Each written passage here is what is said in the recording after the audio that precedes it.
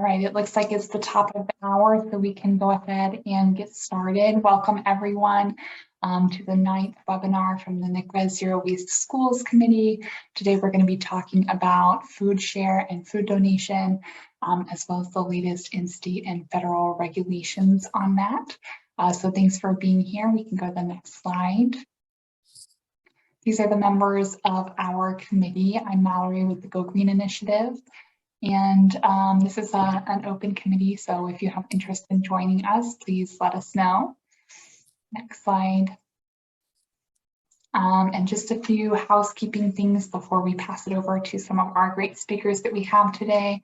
We ask that everyone just go ahead and mute themselves.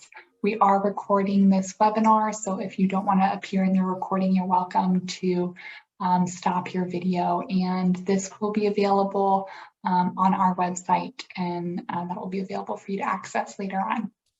So I'll go ahead and pass it over to Nancy, who can introduce our speakers for today. Thanks, Mallory. So from our last webinar with CalRecycle and us talking about food share and food donation, and definitely getting a reading from all the interest in the chat and the questions and the conversations that we were having, we pivoted to having this one on food share and food donation so that we can address these kind of more immediate needs. We're still working on the signage one.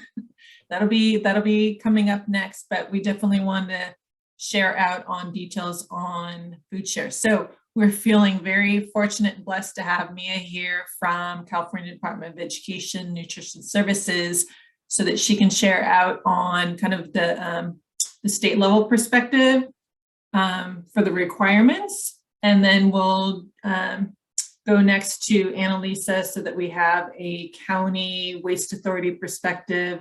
And then I'll be presenting on the, kind of this school and school district perspective. So kind of a trickle down approach. So with that, I'd like to pass it over to Mia to get us going.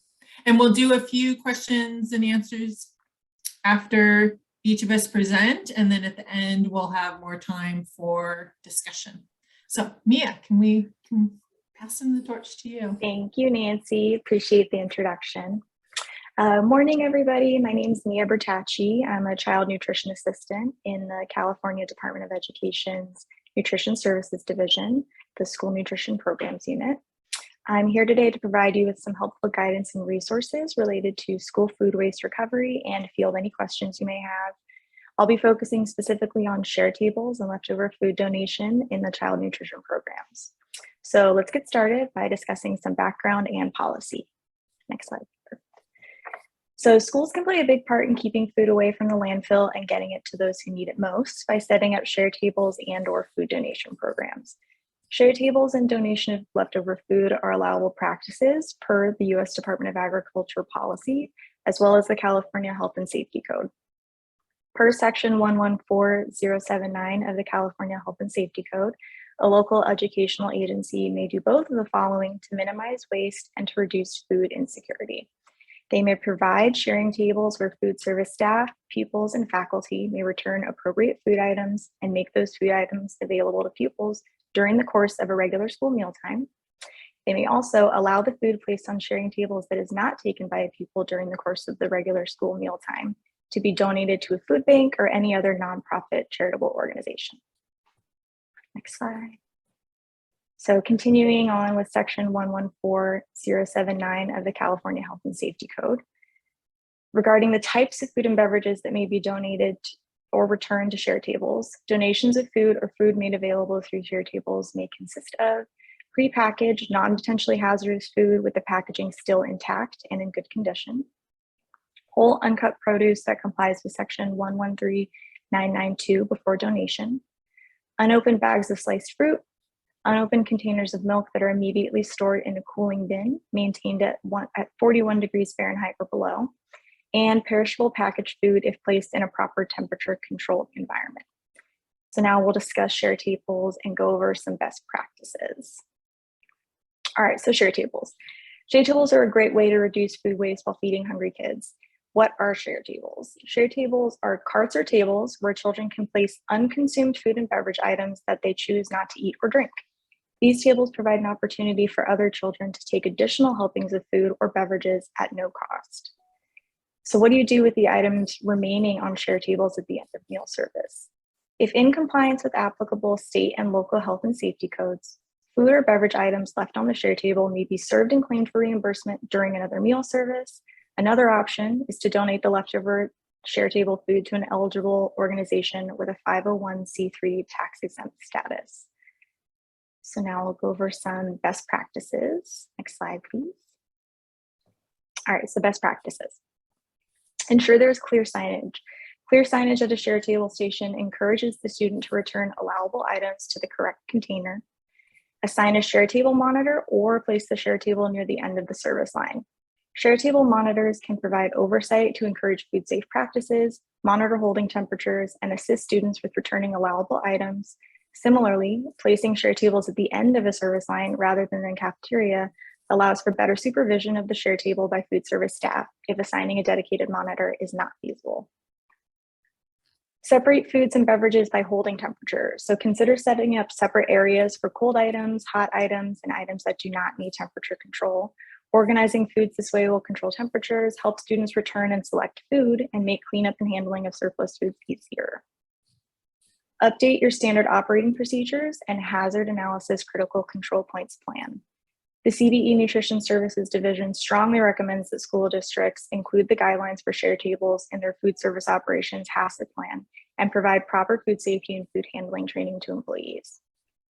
And finally, prior to implementing or reinstituting your share tables, CBE strongly recommends conferring with your local environmental health department, as the local health and wellness regulations can vary from county to county. So now we'll discuss food donation. Next slide, thank you. So per the USDA, any food prepared for the child nutrition programs that is not consumed may be donated to an eligible 501c3 tax-exempt organization. Schools donating to a nonprofit or charitable organization are protected from liability by the federal Bill Emerson Good Samaritan Food Act, as well as the California Good Samaritan Food Donation Act, when food is donated in good faith to charitable organizations. Per USDA Policy Memo SP 11/2012, if a school has leftover food on a frequent basis, then menu planning and production practices should be adjusted to reduce leftovers. The USDA recognizes that due to unforeseen circumstances, CNP operators will occasionally have leftover food. Program operators should exhaust all alternatives permitted by program regulations and state and local health and sanitation codes before they discard food. Options include using leftovers in subsequent meal services, offering share tables, or transferring food to other sites. When it's not feasible to reuse leftovers, then staff may donate excess food to a nonprofit organization, such as a community food bank, homeless shelter, or other nonprofit charitable organization. Next slide, please. Additionally, per USDA policy, schools may donate allowable items left over at the end of meal service. Items may come from the service line or from remaining items left on the share table. USDA food nutrition guidance for school food authorities that receive federal funding is more strict than the state donation legislation and must be adhered to when donating items from the child nutrition programs. Thus, donations from the child nutrition programs must go to a charitable organization with Section 501c3 status before being distributed to the parties in need. Similar to share tables, CBE recommends that you confirm allowable food donation practices with your local environmental health department, as the local health and safety regulations and protocols can vary from county to county. And then finally, I'll provide you guys with some California Department of Education resources. Next slide, please. So here are the resources. I will go ahead and drop the links to these in the chat for you guys so that you can access them. So let me copy these.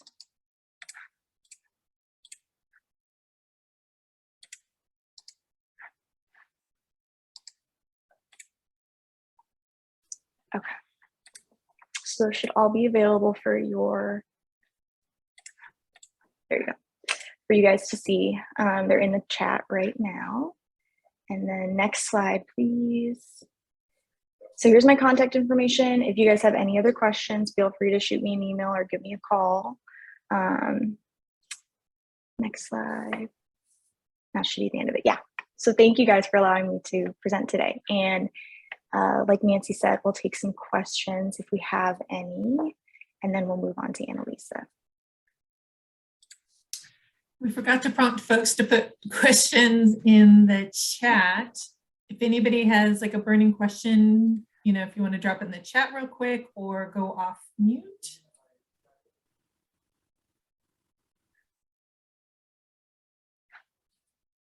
Quiet group. Anybody want to jump in and feeling hesitant about going off mute thinking someone else is? I have a quick question. Sure, go for it. So in one of the slides, it said that if students, it didn't specifically say, but if students took like something that's non-perishable that could be reserved and they put it in the share bin, that food, if held safely, can be reserved on another day. That's not double dipping. Right, because it has already been served and claimed, if it's then recollected, you can reserve that and claim it again. Per USDA policy, that's allowable. Okay, thank you. Yeah. And is that the case within the same program? Yeah. Right, so if there's apples left over today in the food share bin, they can take it back to the kitchen, wash them and set them out and add them into breakfast the next morning or lunch the next day. It's just a matter of keeping that balance then. I have a question. I was reading one of the slides, and it states in there that, for instance, there's a shared table. They know of a couple of students at school that could use the extra food at home. They have siblings, whatever the situation might be. If there was leftover food that the cafeteria wasn't going to be taking back, they could not just, you know, put it in a bag and send it home with that kid. No, so per USD policy, any leftover food items have to be donated to a nonprofit charitable organization prior to going to the end recipient. So there are some options. So one of the links that I shared in there is about food pantries at school. So sometimes you can partner with a charitable organization and have like a distribution site that's at your school. So it more easily goes to the end recipients, you know, at the school versus the community at large. But technically it has to go to a charitable organization before going to any end recipient if it's food from the child nutrition programs. Okay, thank you. Yeah. Would you see this is going to be something that we've got to tackle? And we can certainly come back to this and have another session for us to figure this out, because being able to give it to the students and families is going to be an ideal model, because there's not going to be enough nonprofits that might not be able to take it. So that's definitely something that we've got to wrap our head around. And then the one caveat that could be possible is the consumption outside the cafeteria. So if the student had an apple, they could take that they could keep their apple and they could take that home. Casey, you have your hand raised. We can do one more question and then we'll switch over to Annalisa. Thanks, Nancy, and thanks, Mia. Similar to your comment, Nancy, I think my question is generally about, is there a conversation happening between CDC and or CDE, sorry, and USDA, given SB 1383 will require K-12 school districts to donate food, and that is state law, and that many of our local ordinances do allow for direct distribution of that food to individuals, which could be employees on site at the school and or students in the school community. I'm just wondering if there's an opportunity to start having that conversation, because the reality is that our school districts could potentially be fined by the state for non-compliance if they're not moving food through donation and they can't find a nonprofit organization to accept that food, which we know is much more difficult to donate than the food coming out of like grocery stores, and just because of the prepared nature of it. So just a comment and a question about, you know, is there an opportunity for us to move that conversation forward? Thank you. Yeah, thank you for bringing that up. So, you know, CDE is we are in contact with USDA, but currently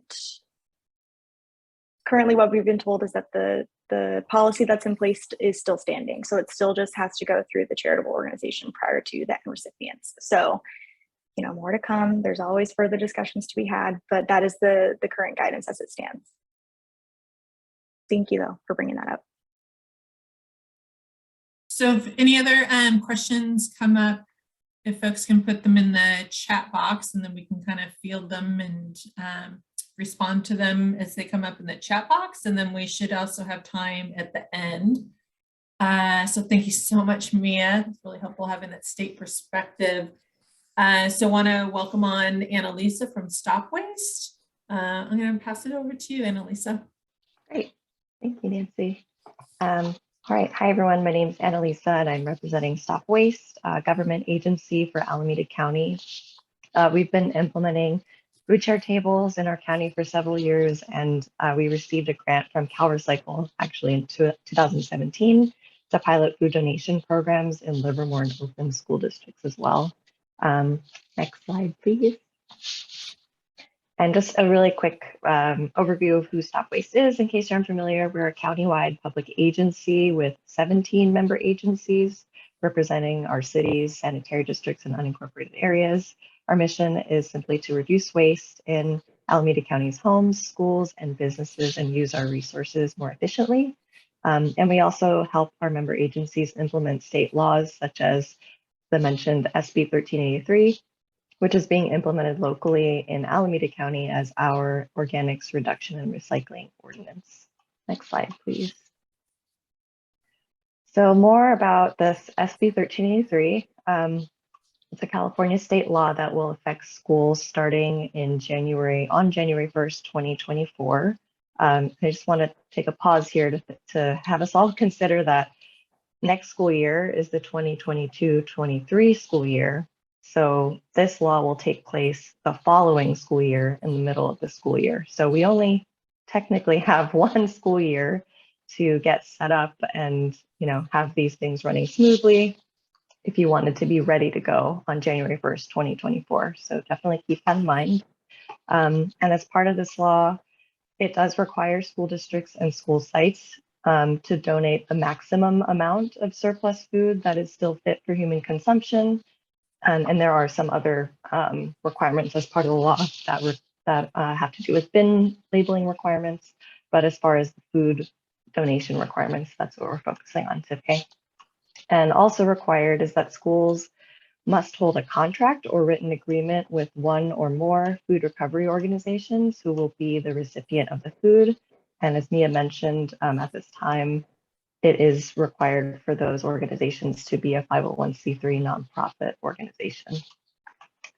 And you know, as Nancy mentioned before, there might be some things to think about in terms of how to get food directly to families. We've seen one case where there was an after-school program where the food was donated to that program, which was a nonprofit, and then they distributed it directly to families once they picked up their children from the after-school program. Or again, as mentioned, there might be a food pantry or some other organization, maybe a Boys and Girls Club or something that could potentially utilize the food on site, which would be ideal because then you wouldn't have to worry about transporting the food and storing the food for too long. So yeah, and then with this next slide, to help you consider how to prepare for SB 1383, we definitely recommend investing in your food share station because your food share station will really help you understand how much surplus is out there, and it will help you capture any extras that can be reserved, as previously mentioned. So really think about how your food share station is set up, and this is what the ones that we've implemented in our county look like. They have clear signage with photos and are also translated into multiple languages. There's an ice pack in one of the bins designated for milk to keep milk and yogurt or any other cold items in a safe temperature zone, and also to keep them appetizing because who would like to drink a warm milk on the hot schoolyard? We also have clear bins that allow for visibility so that if anything is stacked on top of each other, you might be able to see more clearly. There are also shallow bins because tall bins would then potentially encourage a lot of stacking and kids having to dig through the bins to find out what's in the bottom. And then the bins also help you clean and maintain a clean food share station as an extension of the food serving line. And then a rolling cart also makes it easier for staff to move the cart in and out of the kitchen before and after meal service to collect back what could potentially be served. Next slide, please. So just to really emphasize what a difference a really well-kept food share station can make a difference in. We have some stats that students actually helped us gather over the last couple of years. So at one school, we counted over 226 hot entrees that were selected over a week from the food share cart. So that was 226 times a student decided to put their hot entree on the food share cart, and another student took that hot entree to eat it. So yeah, that just kind of illustrates that. And then again, the average number of items over, I think the average was probably over a school year or a couple months. It looked like about 73 times there were items taken from the food share cart every single day from the school. And then we just had some nice pictures of students using a little clipboard to tally. The students would actually monitor the tables and count every time someone grabbed something from food share and what food category it was in. And it's a really fun job for students on green teams to do. I have to say it's the most popular job. We would always hear that students would compete to have the food share tally job. Next slide, please. And then after food service, the meal service is over, you can consider using the food share table surplus to collect any items that are eligible for reserving. So, as mentioned, shelf stable items and whole fruits that aren't bruised or, still look appetizing are perfectly safe to take back and reserve during the next meal service, as well as obviously shelf stable items. And just to also illustrate the impact of this, over a couple months, one of our 1,000 pieces of fruit that had been recovered from the food share station and reserved in meal service. And especially given, all the challenges we've been hearing about supply chain issues and being able to secure stable amounts of food, I'm sure that being able to reserve anything might become a top priority, just in case you might need to have a backup if a delivery doesn't make it in time for food. Next slide, please. And again, just to illustrate how much a school could possibly have to donate in regards to 1383, just want to show a couple photos of one school that has been tracking donations over the last couple years, and they have been very fortunate to have a teacher who was inspired by her green team students who kept asking on the food share table, do we just throw it away? And she volunteers her time to collect the surplus food and drive it to a local nonprofit organization. But I also want to highlight that is not a sustainable donation model, because what happens when that teacher retires? What happens when she gets burnt out, as teachers are already super stretched thin and burnt out? And with this new state law requiring schools to donate, it really would put the onus on facilitating donations on nutrition services. But this school has been doing an amazing job tracking, and they have donated over 2,000 pounds of food just this school year. And over the last couple years, I believe that it totals even over 6,000 pounds, because they've been doing this for a couple years. But if you look at the photos, you might notice that there are some things that could probably have been reserved that maybe didn't have to be donated. Like, for example, maybe the carrots or whole apples, pears and bananas, I could see, might be easier to donate because they blemish very easily. But there's also in the middle, there's some applesauce, and applesauce is shelf stable. So unless they were expired, applesauce could totally have been reserved. So just some things to consider if, if you're really looking at your food share, using that to to give feedback on, what are students not taking or not eating? How can we help reduce the surplus, and then being able to take those items back and put them back in your service line. Next slide, please. And I also just wanted to mention that, next school year, you could just start small, but you could also start small by thinking big. And one example of that is looking at your school closures. So we worked with our 2 districts as part of that grant we received from CalRecycle to really look at right before the school holiday closures and simply just collect whatever's left over from the warehouses and donate that, because there often was a lot of surplus. And you could see here, just throughout the school year, Thanksgiving, before the holiday break, before the spring break, and before the end of the school year. And the Thanksgiving break had a massive donation because that year was one of the years where we had a big wildfire season. And it was, I think it might have been one of the very first smoke days before the orange day, but the smoke day on a Friday where, the school district had prepared all of these meals, and then schools decided to close because of all the smoke. And, I'm sure we all know that that is now probably going to be the norm going forward. And so we might have more of these unusual days, but that was 2 tons of food that had to be tossed if we hadn't already prepared for getting a donation run together before this holiday break.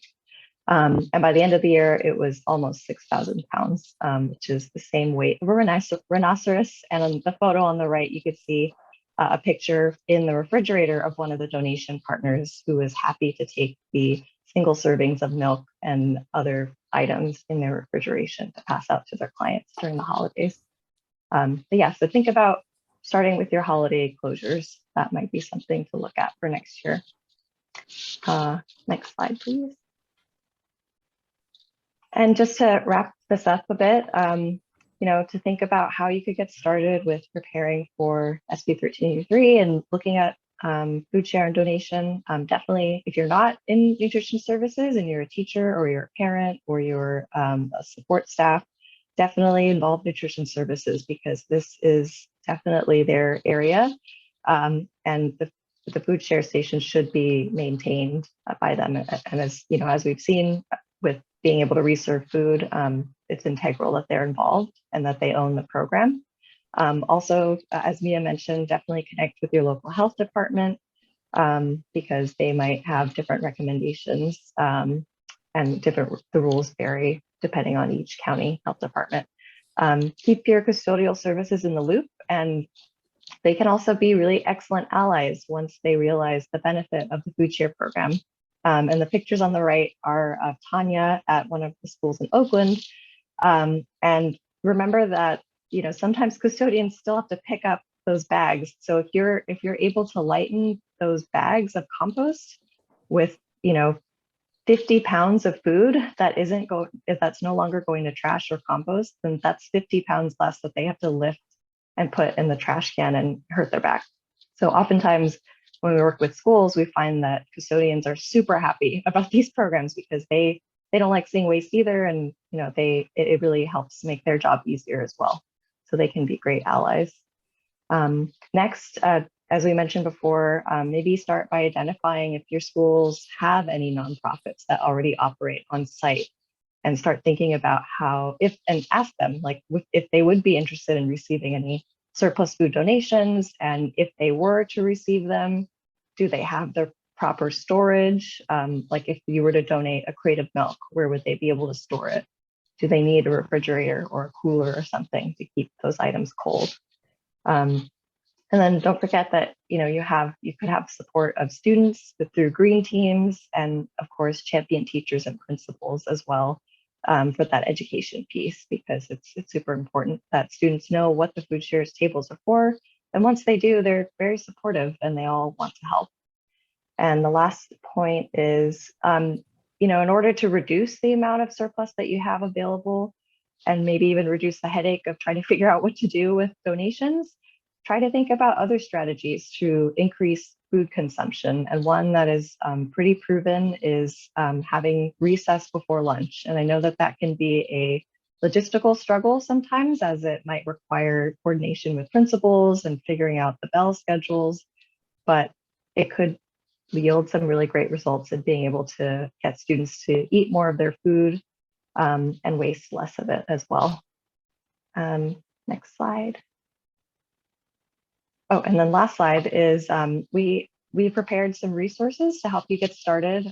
We have on our website with the link in the slide, but I could put it in the chat as well. Step-by-step guides for how to prepare a food share table and how to do school food donation. And we also have a series of 4 videos ranging from a training video aimed more at staff and adults to a short animated video just illustrating to students what a food share table is for, and then a high school student video and one featuring elementary school students as well. So for a variety of audience and purposes, all the videos can be shown to your staff, maybe at staff trainings this summer before the school year begins, and to the student bodies to help educate them about the food share station. And I think that's it. My last slide. I have one more slide with my contact information. But yeah, happy to answer some questions that come up.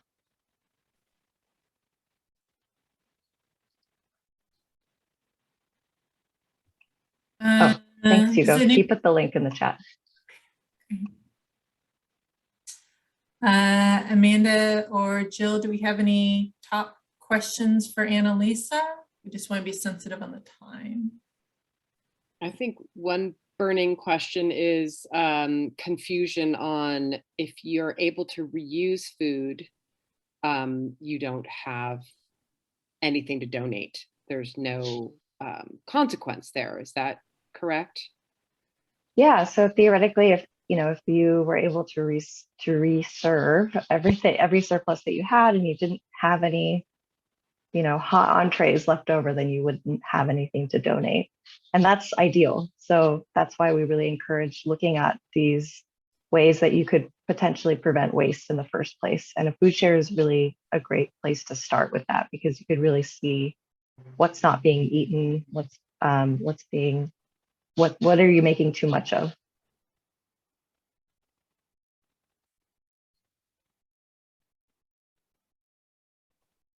Great. I think there's also some great links in the chat to sample donation agreements. And if we want to move forward, we can answer the rest of the questions later, unless someone wants to unmute themselves and ask something right now.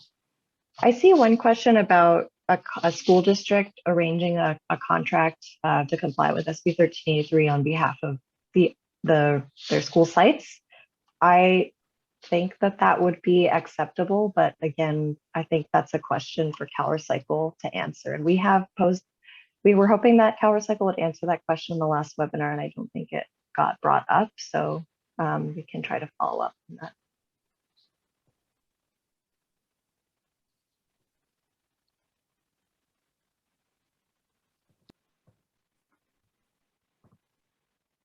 Okay, so if more things come up, please put them in the chat. And I know seeing some of the questions come up, I'll be addressing a few of them out of my slides. So I'm Nancy Deming, Sustainability Manager for Custodial and Nutrition Services for Oakland Unified. And then I also have grant funding where I provide services to schools in Alameda County, and then also contract work with Central Contra Costa, Recycle Smart. So working with a lot of schools on food share and food donation, which has been a nice way of getting a lot of kind of cross-pollination. Next slide. So as we've talked about, there are some challenges on food donation and logistics, and one of the ideal ways is going upstream. The photo with the salmon going upstream, I'm like, wait, maybe we shouldn't have the bear represented because we're moving nicely upstream. But in reality, we know we've got challenges that come our way. So that bear is symbolic. So we have come a long way on our food share. I remember back when I started, it was just a table off to the side, sometimes in a corner. There'd be a little pear. And it's like, what is that? And they're like, oh, that's our share table. But then I would look into the trash bins or the compost bin, and there would be a lot of whole pears. I'm like, okay, we got to scale this up. And so then it transformed into like milk crates, and then getting signage, and then better bins and better signs, and then with the food share cart, and then breaking them down into the little bins. We've definitely evolved to where it's a pretty well run station. And the other advantage as far as what's separating things out is being able to see what some issues are. So one of the key things that I do a lot on is tracking. So looking into our dumpsters. So the first picture is apples and milks. That was from our breakfast in the classroom program when we first launched for Oakland. And we're sending out like 24 milks to every classroom, and then all that coming back. So we were tossing like a 32-gallon can worth of milk a day. So we quickly changed the procedures to where we're only sending out the milk that was needed, trained staff on reserving the apples so that we would combat that. Another issue was pizza. Went into one school and looking at the food share bin, and it was overflowing with pizza. Look in the compost bin, more pizza, maybe one bite out of them. Finding out that we had changed the pizza within like the last month or two, and the kids knew this new pizza, that they didn't like it. So updated our department, we switched back, moved to the other pizza. Then we didn't have that overflow pizza issue. Talking and trying to understand issues and why food share might be overflowing. So we had an issue at one school site for being kind of known having a lot on the food share table, especially the entrees. And in conversations with the principals, finding out that the chow mein had broccoli in it. And broccoli, when it's in sealed package, it does this horrible off-gassing, which we intentionally don't include broccoli in our chow mein, but the central kitchen decided to add broccoli in it, even though it wasn't on the recipe. So we were able to quickly figure that out. So it does take a lot of kind of investigative to be able to do the waste prevention. Ruth, if we can go next slide and share screen. I just had a slight glitch. Okay. Here we go.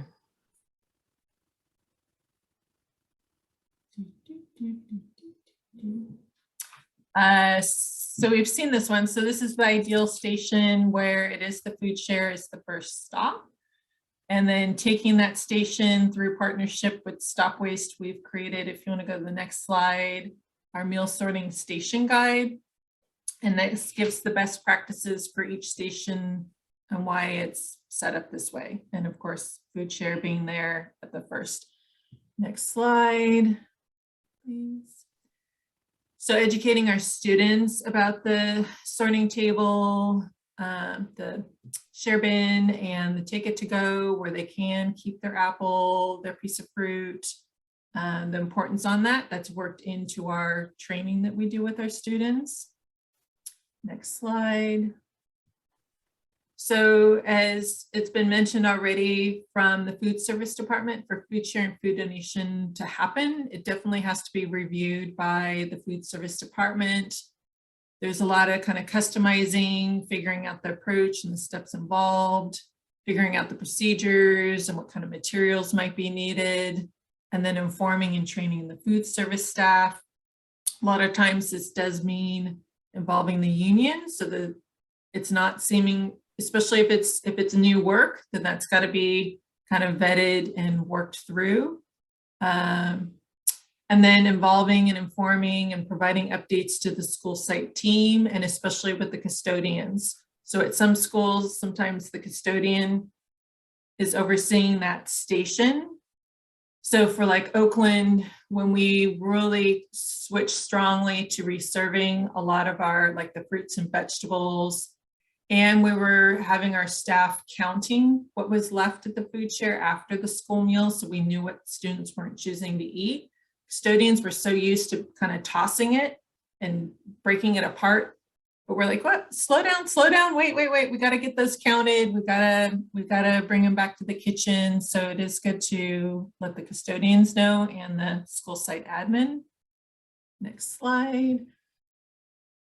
So then training food service teams, definitely. So taking advantage of back to school meetings, anytime the food service has sometimes monthly meetings, individual school sites, that's always the ideal when it's one-on-one.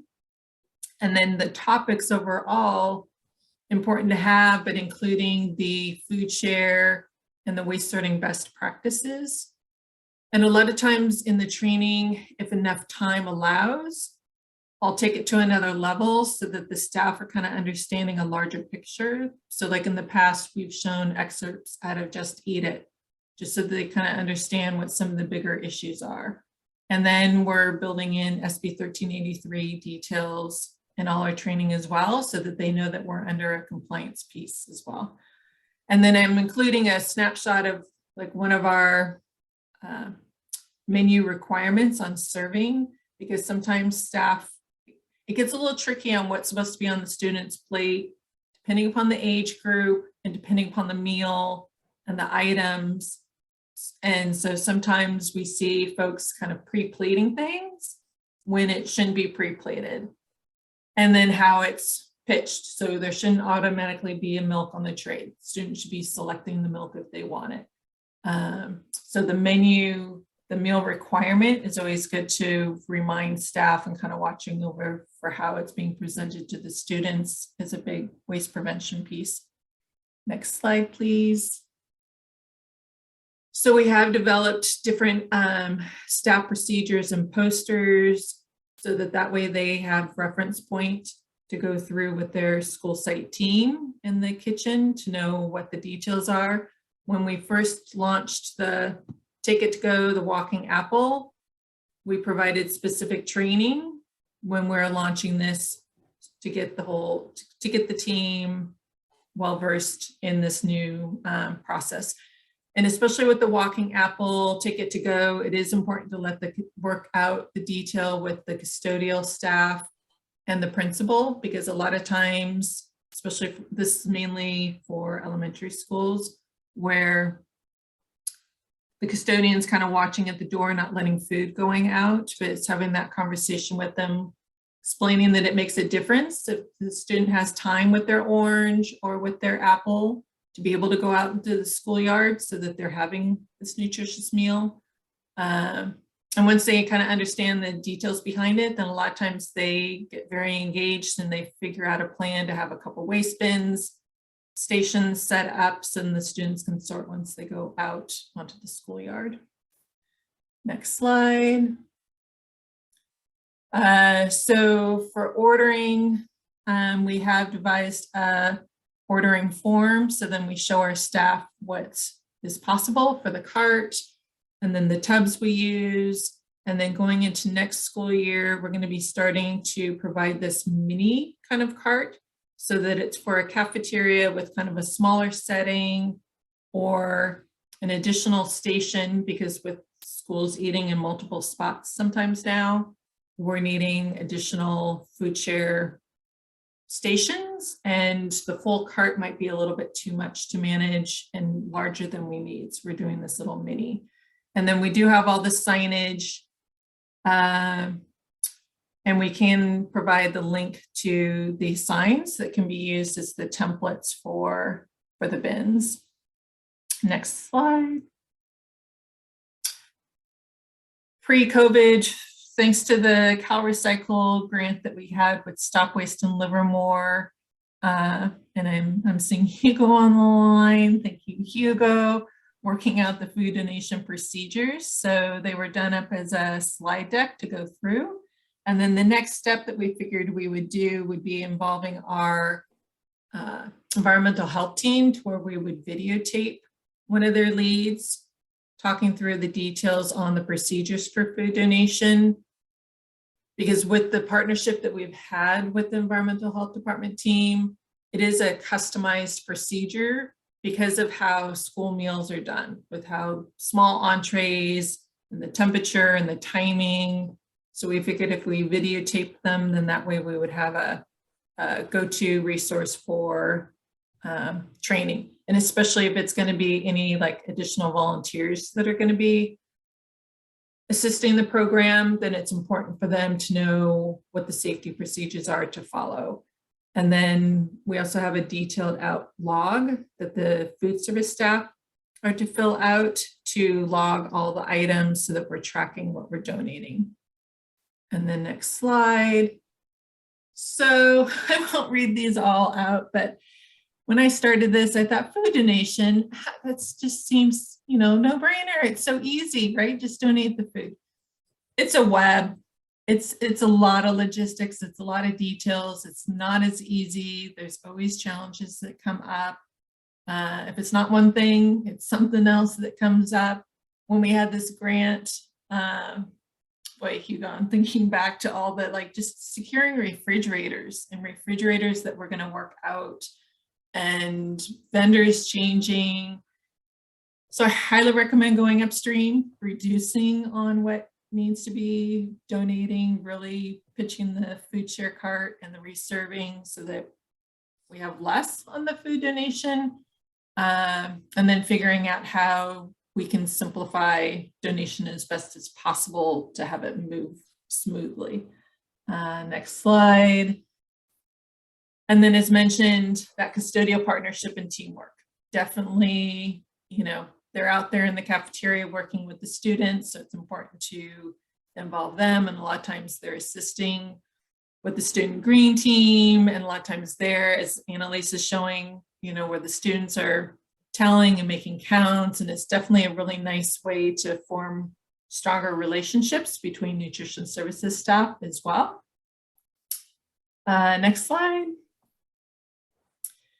And then a few years ago, San Diego Unified, Janet Whitehead and myself worked with Biocycle, and we did up an article on sharing the table, kind of a roadmap to food share and food donation, and then USGBC turned it into kind of an interactive downloadable. So that's available to reference. Most of it's still relevant. There might be a few things that are kind of outdated. There may be some references in food for families in there that we have to look at. Yeah, so if there's anything specific out of my slides, I do have all the links readily available, but I don't want to overwhelm our chat box. But I definitely can put them into the chat box, and then we'll also upload this slide deck into our spreadsheet on NCRA, and so you can access all the links through that way as well.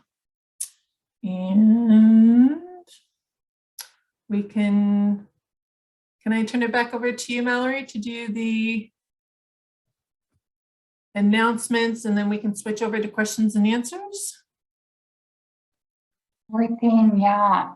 So just a few announcements. Thanks so much to all of our speakers, and thanks so much, Nancy, for the info. Save the date for the next webinar. Our next webinar will be Thursday, July 14th at the same time, 11 a.m. The NCRA annual conference is coming up in September 6th to 9th. We have some links to register on this page, as well as the Green Schools Conference, which will also take place in September. And then Amanda and Jill, are there top questions that you guys want to filter through to share out on? I believe most of the questions were handled in the chat. So if anyone wants to unmute themselves and ask more or type it in.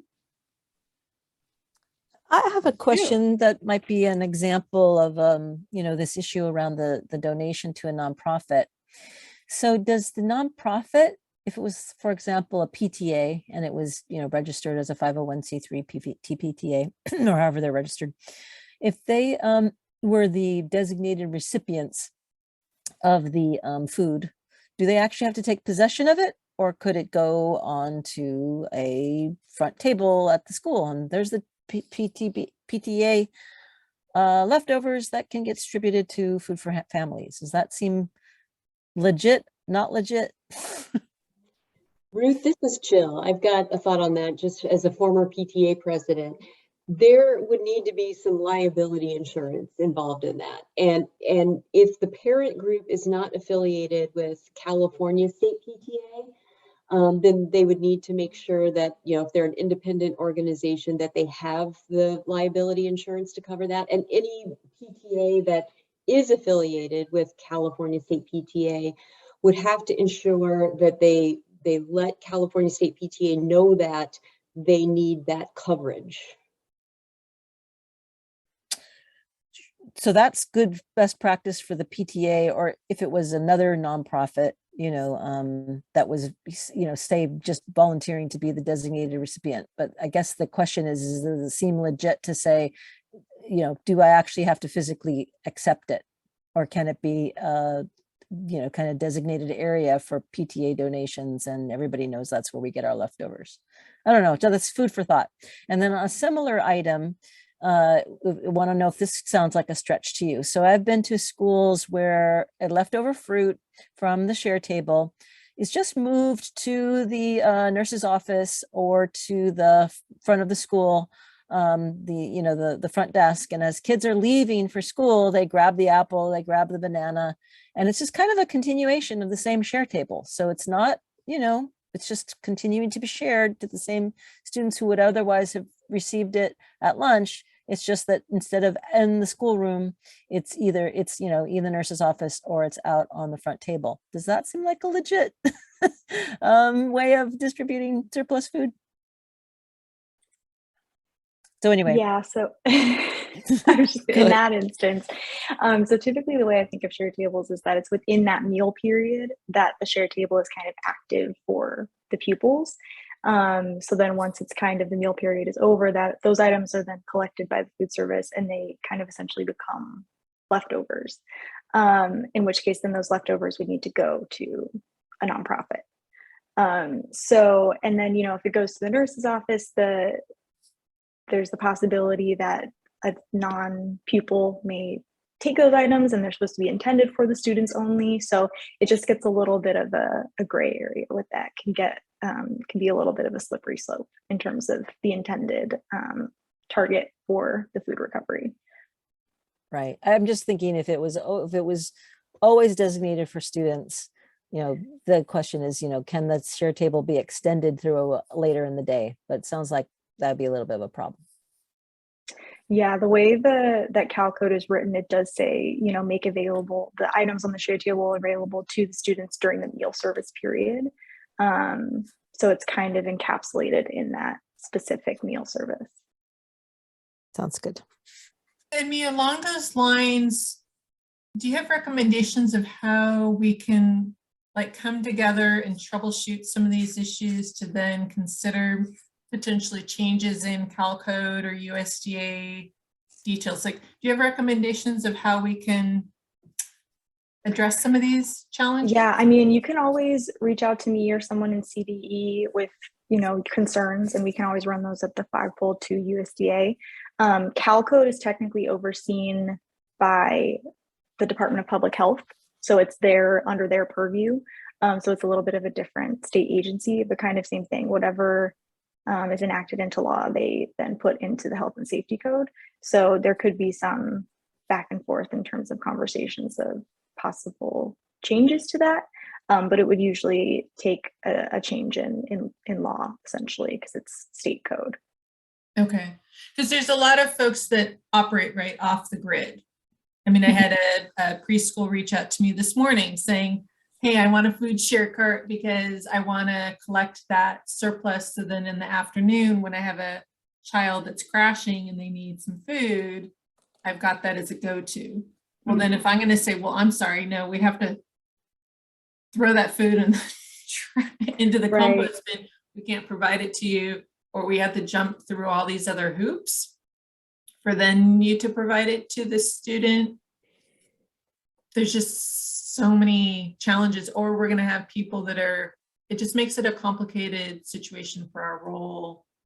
And then that means that we have to kind of either play a blind eye or we have to be the police and have unfortunate news.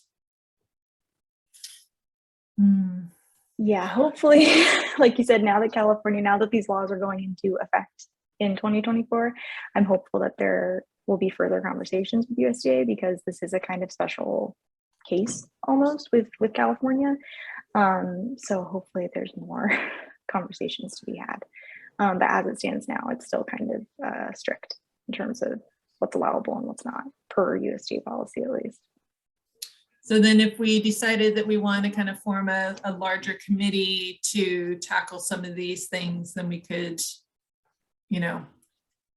come to you and then reach out. I can start the conversation and bring in, some of the exec team and kind of get a feel for how they want to tackle it, and then go from there. Yeah. We have a few hands up. Maureen, do you want to start? Sure. Does the CDE have a template for a procedure to bring the share table items back into inventory? So for example, we have, 24 milks left over at the end of lunch. How do we track that? What is the procedure on that? Just so that we don't all have to reinvent the wheel and come up with our own. Because, we're all a little stretched right now with all the other things that are new and going on. Right. As it stands right now, I don't believe the CDE has a template, just because every recollection might be a little different. So I know, Nancy, you had your kind of form for documenting the recollected items. So it might just be a case of hopefully reaching out to your local, your neighboring school districts and seeing what their policies are and what their procedures are. But I don't believe the CDE has a standard template for it as it stands now. Also, where is this webinar going to be posted? Because I see that it's being recorded, but where is it going to be posted? It's at the NCRA website, so that's been posted in the chat. Okay. NCRArecycles.org, Zero Waste Schools. Perfect. Okay, thank you.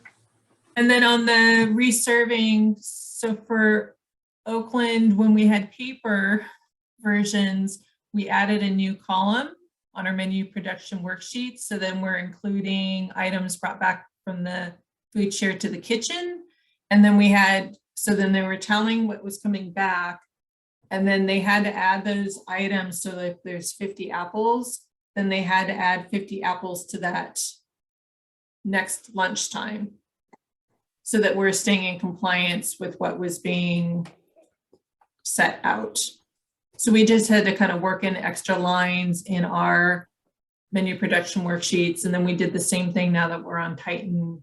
We've added in those columns to be tracking that. Thank you.